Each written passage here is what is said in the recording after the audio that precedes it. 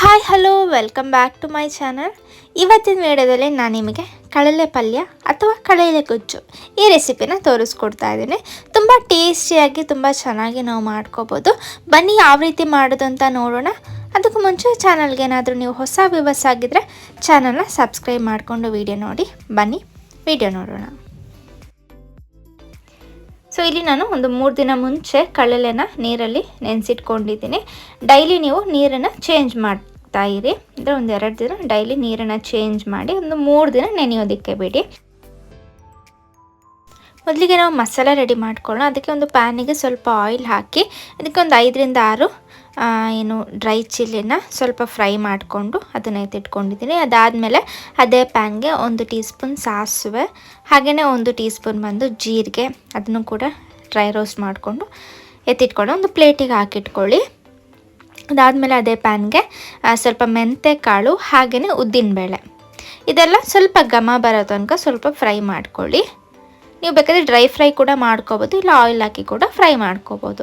So ಇದು ಸ್ವಲ್ಪ ನೋಡ್ಬೋದು ಕಲರ್ ಚೇಂಜ್ ಆಗಿದೆ. ಇದು ಇವಾಗ 1 ಕಡ್ಡಿಯಷ್ಟು ಕರಿಬೇವಿನ ಸೊಪ್ಪು, ಹಾಗೆಯೇ ಒಂದು 1/4 ಕಪ್ ಆಗುವಷ್ಟು ತೆಂಗಿನ ತುರಿ, ಇಷ್ಟನ್ನು ಹಾಕಿ ಅದನ್ನು ಕೂಡ ಸ್ವಲ್ಪ ಫ್ರೈ ಮಾಡ್ಕೊಳ್ಳಿ. ಅದಾದಮೇಲೆ ಇದಕ್ಕೆ ಒಂದು ಅರ್ಧ ಈರುಳ್ಳಿ ಕಟ್ ಮಾಡಿ ಹಾಕ್ಕೊಳ್ತಾ ಇದ್ದೀನಿ. ಅದಾದಮೇಲೆ ಒಂದು 3 ಎಸಳಷ್ಟು ಬೆಳ್ಳುಳ್ಳಿ, ಇಷ್ಟನ್ನು ಹಾಕಿ ಅದನ್ನು ಕೂಡ ಒಂದು ಪ್ಲೇಟಿಗೆ ಹಾಕಿಟ್ಕೊಳ್ಳಿ, ತಣ್ಣಗಾಗೋದಕ್ಕೆ ಬಿಡಿ. ಅದಾದಮೇಲೆ ಅದಕ್ಕೆ 1.5 ಟೀ ಸ್ಪೂನಷ್ಟು ಧನಿಯಾ ಕಾಳನ್ನು ಹಾಕಿ ಅದನ್ನು ಫ್ರೈ ಮಾಡಿ ನೆಕ್ಸ್ಟ್ ಇದನ್ನು ರುಬ್ಕೋಬೇಕು. ರುಬ್ಬೋದಕ್ಕೆ ಒಂದು ಅರ್ಧ ಟೀ ಸ್ಪೂನಷ್ಟು ಅರಶಿನ ಪುಡಿ ಹಾಕಿ ಇದನ್ನು ನಾವು ರುಬ್ಕೊಳ್ಳೋಣ. ಮಸಾಲೆ ರೆಡಿ ಆಗುತ್ತೆ.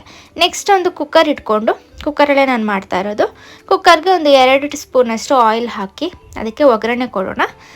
ಸಾಸಿವೆ, ಜೀರಿಗೆ, ಹಾಗೆಯೇ ಸ್ವಲ್ಪ ಬೆಳ್ಳುಳ್ಳಿ ಜಜ್ಜಿಬಿಟ್ಟು ಹಾಕ್ಕೊಳ್ಳಿ. ಅದಾದಮೇಲೆ ಒಂದು ಕಡ್ಡಿಯಷ್ಟು ಕರಿಬೇವಿನ ಸೊಪ್ಪು.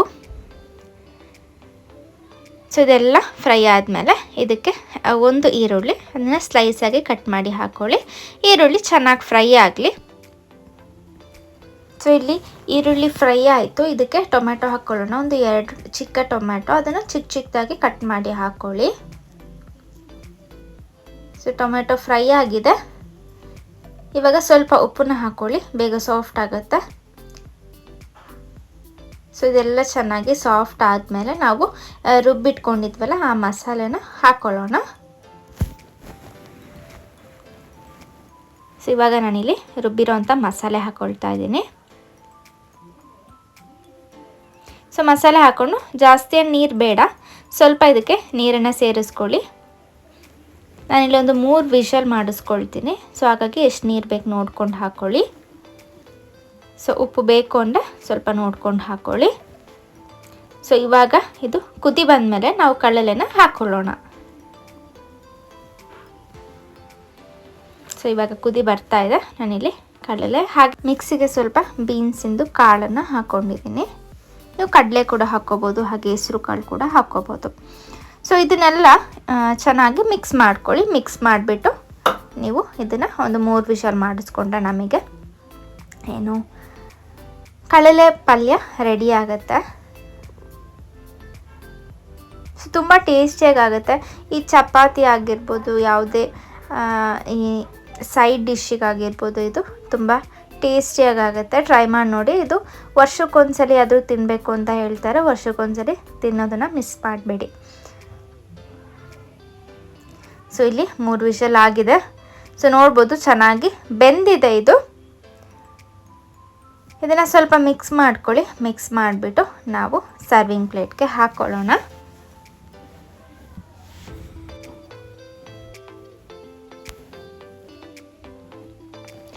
ಸೊ ನೋಡಿದ್ರಲ್ಲ ಇವತ್ತಿನ ರೆಸಿಪಿ ನಿಮ್ಗೆಲ್ರಿಗೂ ಇಷ್ಟ ಆಯಿತು ಅಂತ ಅಂದ್ಕೊಳ್ತೀನಿ. ಇಷ್ಟ ಆಗಿದ್ದರೆ ಲೈಕ್ ಮಾಡೋದನ್ನು ಮರಿಬೇಡಿ. ಹೀಗೆ ನನ್ನ ವೀಡಿಯೋಸ್ಗೆ ಸಪೋರ್ಟ್ ಮಾಡ್ತಾರೆ. ನಿಮಗೆ ಯಾವ ರೆಸಿಪಿ ಬೇಕು ಅಂತ ನನಗೆ ಕಮೆಂಟ್ ಬಾಕ್ಸಲ್ಲಿ ತಿಳಿಸಿ. ಈ ವಿಡಿಯೋನ ಇಲ್ಲಿಗೆ ಎಂಡ್ ಮಾಡ್ತಾ ಇದ್ದೀನಿ. Thank you for watching.